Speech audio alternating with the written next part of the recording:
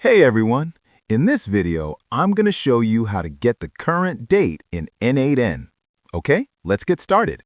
First, open your web browser and go to the n8n website. Log in from the top right corner using your account details. Once you are logged in, go to the n8n editor page. This is the place where you build and manage all your workflows. Inside the editor, click on the Add Node button. A panel will open that shows all the nodes you can use. These nodes are the main building blocks that help your workflow do different tasks.